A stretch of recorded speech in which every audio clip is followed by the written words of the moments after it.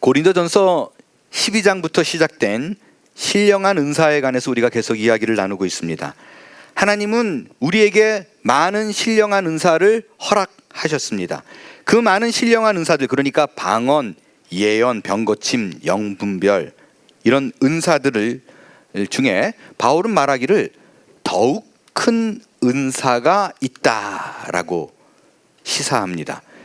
이 구절을 두고요, 이 구절만 딱 뽑아서 주제 설교하시는 분들은 많은 분들이 더욱 큰 은사라는 단어에 집중을 해서 마치 하나님께서 우리에게 그 많은 은사를 12장에서 나온 것처럼 주셨지만 그 많은 것 중에 가장 큰 은사, 더 큰 은사가 있다, 이거를 은사 중에 우열이 있다, 영적 수준의 레벨이 있다라는 듯이 메시지를 전했던 것을 우리는 어렵지 않게 종종 만나볼 수 있습니다. 근데 이게 말이 안 되는 게요, 만일 이게 바울이 지금 12장에서 영적인 은사를 얘기하면서 영적인 은사도 수준과 레벨이 있다라고 말한다면 바울이 이 12장에서요 스스로 굉장히 모순된 얘기를 말하는 셈이 됩니다. 왜냐하면요, 여러분 기억하시지만 지금 이 더욱 큰 은사를 말하기 직전에 바울이 어떤 비유를 들었어요. 그 비유가 혹시 뭔지 기억하세요? 한 몸 비유. 몸은 하나다, 많은 지체가 있다라고 그래서요, 은사를 이 지체에 비유를 했어요.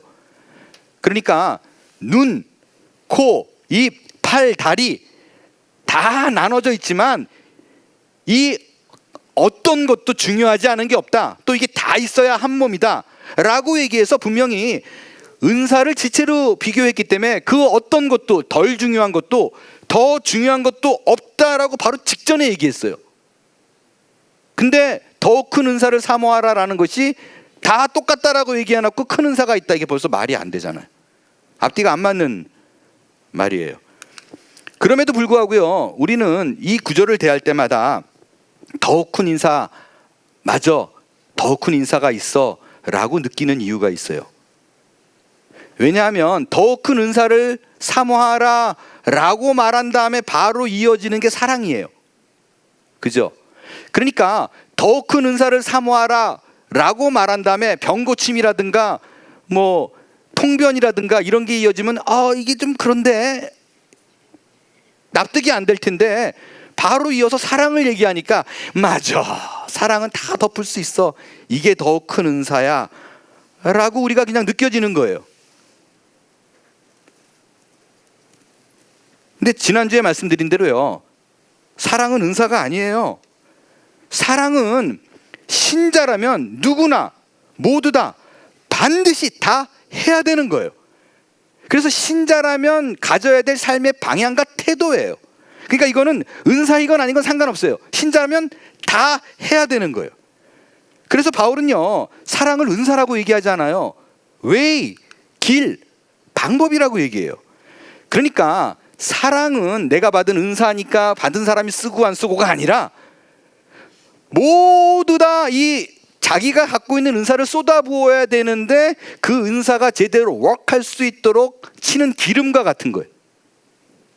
그 은사를 올바르게 작동할 수 있는 원리와 방법, 이게 사랑이에요. 그렇다면 분명히 바울은 은사를 얘기한 다음에 더 큰 은사라고 얘기했잖아요. 비교했어요.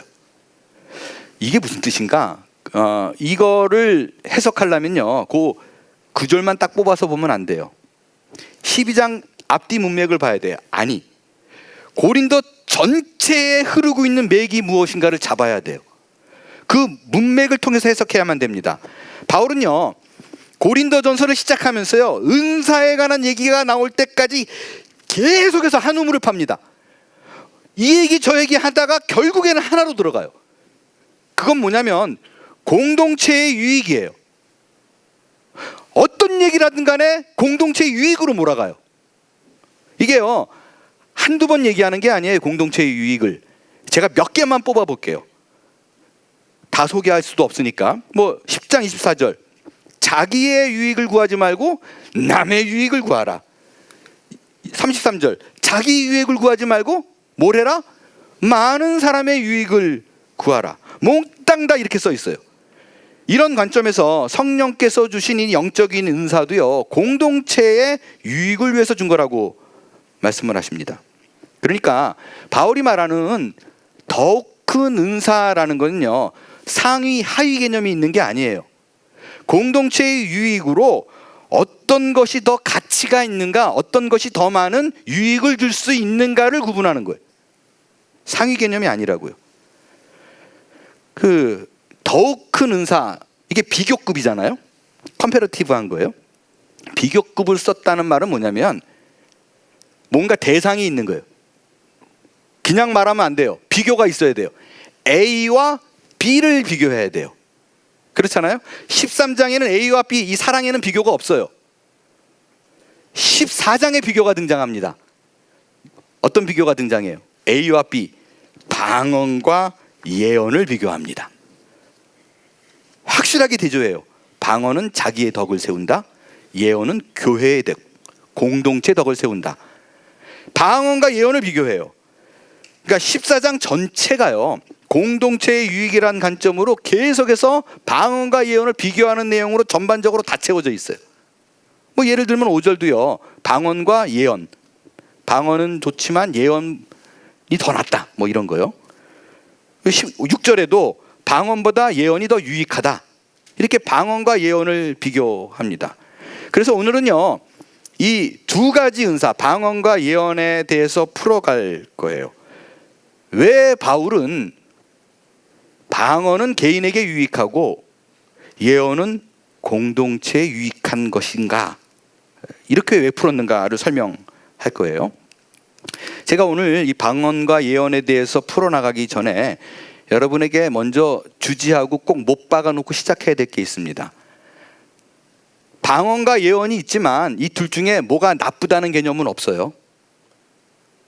다시 말씀드리지만 공동체에 무엇이 더 유익한가의 개념이에요. 하나님께서 우리에게 주신 모든 은사는요, 주고 필요 없어서 버릴 만한 은사가 없어요. 다 우리에게 필요해서 주신 거예요. 그래서 하나님께서 우리에게 주신 영적인 은사는 해로운 게 없어요. 다만 그 은사를 주신 목적대로 사용해야 유익합니다. A라는 목적으로 주셨는데 괜히 엉뚱하게 딴 데 쓰면 그것이 우리를 무익하게 할 수는 있어요. 그러나 일단 기본적으로 여러분에게 제가 드리고 싶은 말씀은요, 하나님께서 우리에게 영적인 은사를 허락하셨다면, 주셨다면 유익을 위해서 주셨으니까 여러분이 기왕 주신 거 풍성하게 해주세요 라고 기도해야만 합니다. 왜냐하면 그 영적인 은사와 모든 것은 하나님께서 우리에게 주신 은혜요, 신앙생활을 간섭하시는 하나님의 능력이요, 또한 그 은사를 통해서 하나님께서 나와 함께 하신다는 증거로 우리에게 적용이 됩니다.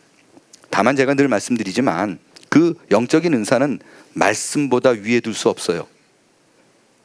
말씀이 기준입니다. 그래서 제가 영적인 은사를 사모하는 건 좋지만 그거를 추구하지 말라라고 말씀을 드리는 거예요. 영적인 은사 그 자체는 좋은 거예요. 그렇기 때문에 오늘 비교되는 방언과 예언은 이 둘이 비교하니까 방언은 좀 그렇고 예언이 훨씬 좋다, 이런 개념이 아니에요. 뭐가 나쁘다는 개념이 아니라 방언과 예언의 어떤 그 캐릭터상, 성격상 방언은 개인적이고 예언은 공동체적인 것의 대표적인 것, 이 둘을 놓고 비교하는 거예요. 다른 여러 가지 중에서 먼저 방언에 대한 부분이에요. 방언에는 여러 종류가 있어요. 그걸 다 구태여 설명할 필요 없고요. 여러분이 말하면 다 이해할 수 있는 두 가지로 구분해 볼게요. 알아들을 수 있는 방언과 못 알아듣는 방언이 있어요. 먼저 알아듣는 방언입니다. 실제 foreign language예요. 그 외국어예요. 이거를 그 tongue language라 그래서 설어라고 얘기를 합니다. 실제 존재하는 어느 나라의 언어예요. 사도행전 2장에 보면 오순절 때 성령이 강림했을 때 갑자기 제자들이 벌떡 일어나가지고 복음을 막 전파합니다. 그때 어떤 일이 일어나요? 외국인들이 많았는데 다 자기네 말로 알아들어요. 이게 두 가지가 있어요. 한 가지 말을 했는데 듣는 사람들이 다 자기 말로 알아들을 수가 있고요.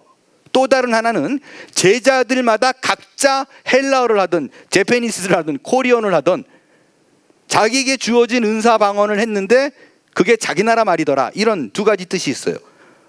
정확하게 어떤 건지 몰라요. 분명한 건 알아듣더라 라는 얘기예요. 그래서 제가 얼마 전에 말씀드렸죠. 인디언 마을에 선교 갔을 때 청년 한 명이 전혀 자기가 배우지도 아니한 깨추아를 하게 된 거. 이게 바로 설어입니다. 알아듣는 방언이에요. 두 번째, 못 알아듣는 방언이에요. 사람들이 알아들을 수 없어요. 옆에서 기도하는 사람 들으면 도대체 무슨 말인지 모르겠어요. 초자연적인 언어이기 때문에, 실제 이 땅에 존재하지 않는 언어이기 때문에 반드시 통변의 은사, 통역하는 은사 있는 사람이 있어야 돼요. 그래야 뭔 말인지 알아들을 수 있어요. 주로 이 방언은 개인적으로 하나님과의 영적인 교제와 기도할 때 그 수단으로 많이 쓰여집니다. 바울이 14장에서 방언과 예언을 비교하는데 이때 계속해서 말하는 방언은 이 두 번째예요. 못 알아듣는 방언이에요. 다른 사람은 전혀 못 알아듣기 때문에 개인에게만 유익한 방언인데 이걸 공동체에 사용해서 교회가 시끄러워졌어요. 문제가 됐어요. 저와 아내는 방언을 해요. 근데 제가 받은 방언도 그러고 아내가 받은 방언도 그러고 두 번째 방언이에요. 아내는 통변의 은사를 받았는지는 확인 안 해봤는데 저는 분명히 못 받았어요. 제가 말하고 도무지 무슨 말인지 모르겠어요. 저는 이게 참 아이러니한 게요. 23살인가 24살 그때 아르헨티나에서 받았는데 저는 정말 단 한 번도 방언하는 사람 보고 와 부럽다 이렇게 생각해 본 적이 없어요. 좀 안 좋게 되게 시끄럽네 이런 쪽은 있었지만 진짜 방언을 하고 싶다라는 생각 자체가 없었어요. 그리고 이 방언 기도를 하는 사람분들을 향해서 고운 시선을 갖지 않았던 것도 사실입니다. 근데 제가 섬겼던 그 청년 시절에 전도사도 아니었을 때 아르헨티나 도착하자마자 제가 섬겼던 교회가 장로교회였는데도요, 그 담임 목사님이 이런 그 은사를 강조하시는 분이었어요. 그래서 많은 분들이 방언을 받았었어요. 주로 수양회 때 받아요. 도착해가지고 얼마 안 있어서 그 수양회를 갔었는데 청년들이 또 그때 많이 받았어요. 근데 저는 못 받았었어요. 사모하지 않아서 그런가 보다 생각하고 돌아왔는데 교회에 돌아와서 그 다음 주인가 다다음 주인가 금요기도 할 때 기도하다가 받았어요. 근데 처음에는 이게 신기하더라고요. 너무너무 신기해요. 그래가지고 막 썼어요. 근데 저는 여러분에게 늘 말씀드리지만 저는 기도를 이렇게 말을 해야 되거든요. 또박또박 제 의견을 물어보고 따지기도 하고 막 속 털어놓고 그래야 되는데 나는 이런 말을 하고 싶은데 자꾸 말이 이렇게 꼬이니까 이게 나중에는 죄송한 표현인데 좀 짜증이 나더라고요. 그러니까 이게 내가 무슨 말을 하는지 모르겠으니까 더 그런 것 같아요. 그래가지고 저는 저의 개인적으로는 방언이 유익되지 않았었어요. 아내는 개인적으로 기도할 때 참 유익하다라고 얘기를 해요. 저는 이게 자꾸 하다가 안 돼가지고 그냥 안 했어요. 근데 이구동성으로 방언 받은 분은 개인적으로 유익한데 왜라고 얘기를 하는데 저는 안 그랬어요. 아무튼 그래서 안 쓴 지가 꽤 오래됐었는데 이 설교할 때마다 한두 번씩은 제가 해봤어요. 근데 또 되더라고요. 안 쓰면 안 된다, 하나님이 걷어간다 그러는데 저는 안 걷어가셨어요. 그래서 제가 이 설교 준비하면서 괜히 또 헛소리하면 안 되니까 이렇게 해봤더니 또 되더라고요. 근데 여전히 무슨 말인지 모르겠어요. 저는 이게 바울도 그런 고민을 했던 것 같아요. 바울이 14절을 보니까 이렇게 말을 해요. 방언으로 기도를 하면 내 영은 기도하는지 모르겠다. 근데 내 마음은 열매 맺지 못하더라. 딱 저는 이 케이스인 것 같아요. 아무튼 말씀드린 대로 이 알아듣지 못하는 방언은 일반적으로 성경이 분명히 얘기해요. 개인의 유익을 위해서 줬다고. 개인의 유익을 위해서 개인을 위해 사용하라는 거예요. 이 말은 뭐냐면 바울이 14장 내내 강조하는 건 못 알아듣는 방언은 혼자 해라. 사람들 모여있을 때 하지 마라. 해도 작은 소리로 해야 됩니다. 왜냐하면 내게 주어진 은사가 공동체의 유익이 돼야 되는데 혼자 신나가지고 막 하다 보면 방언 못 받은 사람은 분명히 방해를 받아요. 누구에인가 유익이 되지 못해요. 그게 17절이에요. 네가 감사를 막 했을 수 있잖아. 덕이 안 된다. 바울이 이렇게 얘기하는 거예요. 그렇기 때문에 바울은요, 이 방언이 못 알아듣게 하는 말에 대해서 제대로 좀 깨우치게 하려고요, 극단적인 말을 해요. 뭐라 그러냐면, 야, 못 알아듣는 방언 그렇게 1만 마디 하는 것보다 또박또박 알아듣는 말 5마디가 더 낫다. 이렇게 극단적인 말까지 합니다. 바울이 이렇게 극단적인 표현까지 쓰면서 제발 사람들이 많이 모인 곳에서 큰 소리로 방언하지 마, 못 알아듣는 말 하지 마 라고 말하는 이유가 있어요. 그거는 고대 이스라엘에 이 방언으로 인해서 아픈 상처가 있기 때문에 그렇습니다. 이사야서 28장에 보면 교만하고 부패한 북이스라엘 지도자들에게 하나님이 이사야를 통해서 메시지를 전해요. 아수르 군대를 통해서 너네들 회개 빨리 안 하면 멸망시킬 거다. 근데 이 얘기를 좀 부드럽게 얘기를 했어요. 그리고 이 얘기를 이사야를 통해서 전해질 때 여기 뭐 초등학교도 못 나온 사람, 그 수준이 안 되는 사람도 있을 수 있잖아요. 그래서 유치원생 되는 수준으로 이 메시지를 전했어요. 그러니까 히브리 말을 알아듣는 사람, 말할 수 있는 사람이면 다 알아듣는 수준의 언어로 아수르가 침공할 테니까 너희들이 회개하라고 전했어요. 근데 이스라엘의 지도자들은 많이 배운 사람들이잖아요. 학력이 높은 사람들이에요. 그러니까 이사야가 와가지고 수준 낮게 어린아이처럼 말하니까 그걸 비웃었어요. 그래서 야, 내가 저런 식으로 말하는 걸 듣겠느냐라고 그래서 안 들었습니다. 그래서 하나님이 그 모습을 보고 마음을 바꿨어요. 뭐라 그러냐면, 내가 이렇게 경고했는데 이렇게 모든 사람이 알아들을 수 있는 쉬운 말로 했는데 못 알아들어? 라고 해서 한 행동이 뭐냐면, 더듬는 입술과 다른 방언으로 말을 하겠다.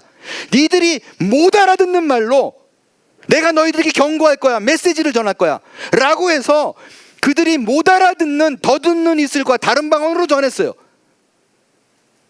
하나도 못 알아들었어요. 그래서 어떻게 됐어요? 결국 그들이 아수르에게 멸망합니다. 지금 바울이 그 얘기를 하는 게 14장 21절이에요. 똑같잖아요. 다른 방언, 다른 입술. 그러니까 지금 바울 입장에서는요, 고린도 교인들이 못 알아듣는 방언을 막 큰 소리로 해요. 더 웃긴 건 뭐냐면, 내가 방언한다 그러고 자랑하고 있는 거예요. 니들은 못하지? 나는 이런 천국 방언을 해. 자랑을 해요. 그 모습을 보고 바울이 경악을 하는 거예요. 여러분, 하나님이 주신 은사는요, 그 목적에 맞게 사용될 때 은혜가 되고 하나님의 사랑이 전해지는 거예요. 방언의 목적은 개인의 유익이에요. 그런데 마치 자기 증명하듯이 사람들 앞에서 떠벌리고 하면 바울 입장에서는 오 마이, 예전에 이사야를 통해서 예언했던 바로 그 모습,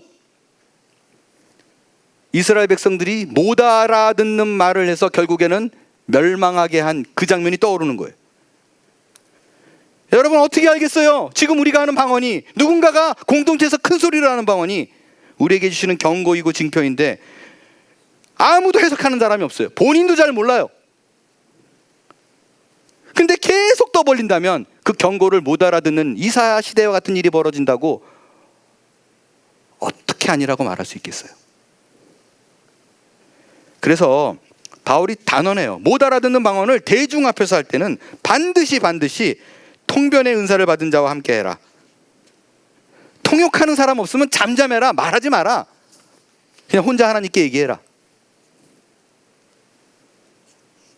그렇기 때문에 여러분, 그 방언을, 하나님이 주신 영적인 은사 방언을 혼자 하지 않고 대중에게 할 때는 반드시 두 가지 중에 하나예요. 사도행전처럼 알아듣는 방언으로 하나님의 사랑과 은혜를 전하는 복음 전파용으로 사용되든지, 방언을 대중 앞에서 하라는 메시지를 듣고 했는데 못 알아듣는다면 하나님의 진노와 형벌, 심판의 선언이든지 둘 중에 하나예요. 그 얘기를 바울이 지금 이사야 28장을 인용해서 고린도 교회에 하고 있는 거예요. 그래서 여러분, 방언하시는 분들, 방언할 때 이거 내가 알아듣는가 못 알아듣는가 판단하세요. 사람들이 알아들을 수 있는가 못 알아들을 수 있는가 구분하세요. 그래서 그 목적에 맞게 사용해야 그 은사가 우리에게 영적인 유익으로 전해지게 될 것입니다. 두 번째로 예언이에요. 그 예언이라는 단어를 우리가 접하면요, 떠올리는 모습이 있어요. 어떤 모습이에요? 불러가지고 내가 은사를 받았어. 너 3일 있다가 어떤 일이 벌어져. 교통사고 나가니까 집 밖에 나가지 마. 뭐 이런 거. 근데 여러분, 우리가 기본적으로 알고 있는 예언이라는 단어와 성경에서 지속적으로 말하고 있는 예언은 완전히 달라요. 어떤 차이가 있는가? 우리가 알고 있는 예언한다라고 말하면 미래를 미리 알려주는 거예요. 디버네이션 혹은 포춘 텔링이라고 얘기를 하죠. 어떤 이 예언에 대해서 인터넷을 뒤지면 이런 포춘 텔링은 미리 예를 써서 예언이고,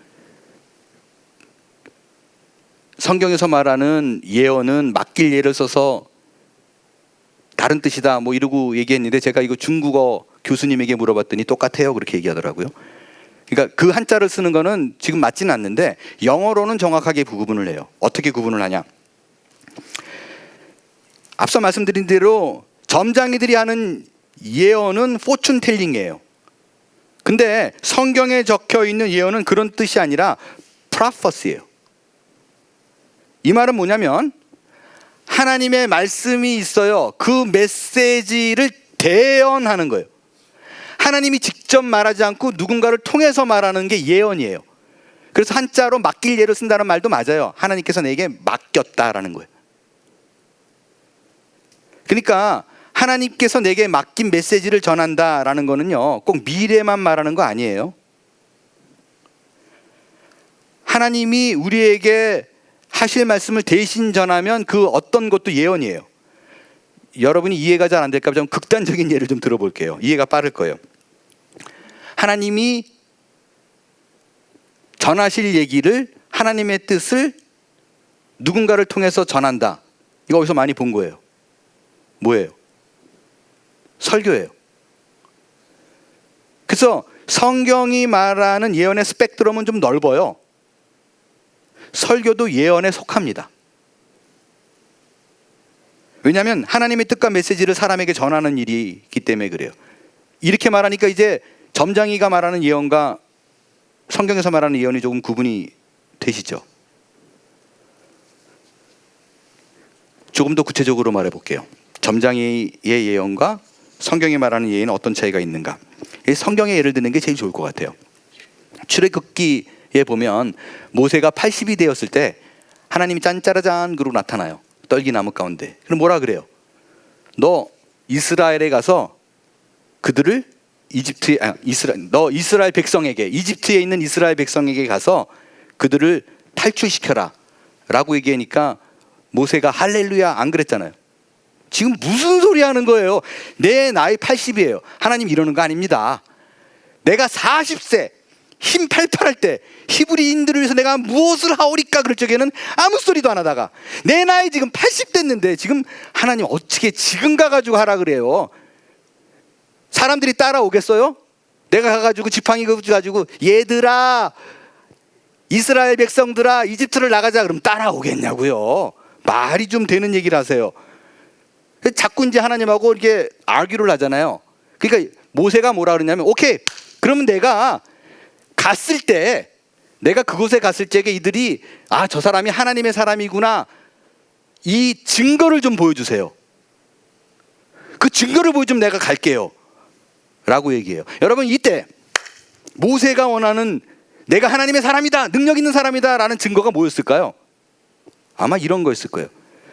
하나님이 너 들고 있는 지팡이를 들으라. 저 먼 산에 있는 대빵 큰 저 바위를 가리켜라. 했더니 갑자기 그리고 막 그냥 영화에서 보듯이 레이저가 막 나가가지고 그 바위가 빵 터져요. 이런 걸 원했을 거예요. 그래야 좀 내가 이스라엘 백성들이 가가지고 쫙 하면 애들이 우와 따라오자 이럴 거 아니에요. 증거를 보여달라 이거를 기대했을 거예요. 하나님이 증거를 보여줘요. 여러분 잘 아는 증거예요. 세 가지 보여주죠. 뭐예요? 지팡이 던지면 뱀이 되고, 또 손 넣었다 뺐다 하면 나병 환자가 됐다가 안 됐다가, 나일강이 핏빛으로 변했다가 말았다. 이런 증거 보여줘요. 그죠? 근데 여러분 이게 성경을 읽다가 놓치는 부분이 있어요. 이 세 가지 증거 이전에 사실은 하나님이 다른 증거를 제시하신 거 아시나요? 그냥 지나가서 잘 모를 거예요. 하나님이 출애굽기 3장 12절에 보면 이 세 가지 증거 왜 보여줬냐면 그 앞에 증거를 안 믿어서 보여줬어요. 원래 처음에 보여준 증거가 있어요. 그건 뭐냐면 출애굽기 3장 12절이에요. 잘 보세요. 이게 증거래요. 네가 갈 수 있다는 증거, 능력을 발현한다는 증거래요. 하나님이 이르시되 내가 반드시 너와 함께 있으리라. 내가 그 백성을 애굽에서 인도하여 낸 후에 너희가 이 산에서 하나님을 섬기리니. 이 말이 뭐예요? 일단 애들 데리고 나와. 그러면 이 이집트를 벗어난 이 산에서 너희가 나를 예배할 거야. 이게 내가 너를 보낸 증거니라. 이 말이 돼요? 이 얘기를 딱 들으면 어떤 느낌이 드냐면요, 저 같으면 답답하네요. 지금 나한테는 필요한 게 하나님이 나와 함께 한다는 증거를 좀 보여달라고요. 증거. 지금 증거를 좀 눈에 보여줘야지. 내가 그 일을 지금 가냐 마냐 지금 하고 있는 마땅에 내가 가가지고 건져내와서 벌어질 일을 증거라 그러면 하나님이 이게 시간 계산이 지금 맞는 거예요? 답답하네요. 아니 이게 말이 되냐고요. 대화가 안 돼요, 하나님하고는. 그래가지고 저 같으면 야, 이 불통 끝, 그리고 산 내려갔을 거예요. 이게 여러분이 좀 현실적인 예를 좀 한번 들어볼게요. 어느 날 여러분이 기도하는데 하나님의 음성이 들려와요. 그 음성이 뭐라 그러냐면, 아무개야, 네가 가진 전 재산을 팔아서 저 100만 불짜리 집을 사라 라고 음성을 들었어요. 아, 궁금해요. 이게 하나님으로부터 온 건지 악한 영으로부터 온 건지 헷갈려요. 그럼 뭐라고 기도해요? 하나님, 내게 증거를 보여주십시오. 이게 하나님의 음성으로 내가 집을 사야 된다라는 확실한 증거를 보여주세요. 이렇게 기도할 거 아니에요.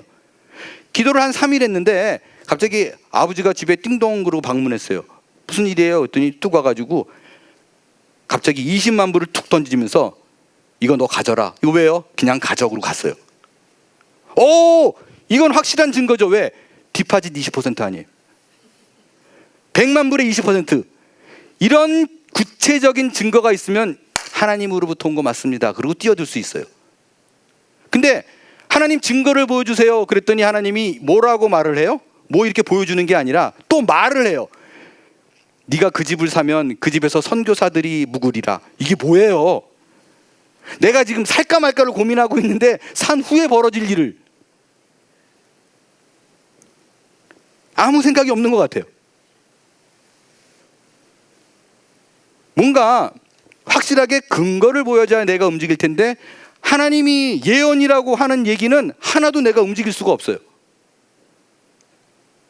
근데 여러분, 이상하게도요, 성경에 보면 하나님은 예언이라고 하는 건 몽땅 다 이런 식이에요. 비슷한 예가 이사야서에 나와요. 이사야서 37장에 가면 아수르 군대가 막 예루살렘을 다 포위해요. 유다의 항복을 기다리는 거예요. 그때 아주 유명한 히스기야의 기도가 시작되죠. 옷을 막 찢고 막 간절히 기도해요. 구원해달라고. 저 군대를 제발 좀 물리쳐 주세요. 하나님이 이사야 선지자를 통해서 히스기야에게 응답합니다. 내가 구원하거다 할 거다, 군대를 물리칠 거다, 이거에 대한 증거를 보여줘요. 내가 확실하게 한다는 그 증거가 뭐냐면, 올해는 농사져서 먹고 내년에도 농사져서 먹고 셋째 해도 농사져서 너희들이 먹을 거다, 이렇게 대답해요. 아니 이게 뭔 소리인데요 지금. 아니 군대를 물리쳐 달라니까요, 군대를. 근데 군대를 물리치고 평화가 찾아온 후의 얘기를 증거라고 얘기를 해요. 답답합니다. 여러분, 이게 점장이들이 하는 예언과 성경이 말하는 하나님의 예언의 가장 극단적인 차이예요. 점장이 가는 예언은요, 앞으로 벌어질 일에 대한 정보를 주는 거예요. 그 정보는요, 앞으로 벌어질 일에 대한 정보는 본인이 만들어내는 게 아니에요. 누군가가 그 일을 행할 거를 미리 봐요. 그래서 이런 일이 벌어질 거야 라고 그 정보를 전해주는 거라고요. 이게 다른 종교의 예언이에요. 근데 기독교의 예언은 완전히 달라요. 우리의 예언은 앞으로 벌어질 일을 미리 아는 것이 아니에요. 하나님께서 우리의 미래의 내용과 결과를 만들어내는 분이다라는 얘기예요. 너의 미래 내가 다 붙들고 주관하고 있어. 왜? 나는 우주의 주인이야. 그런 힘과 권세가 있어 라고 말하는 거, 그게 성경의 예언이에요.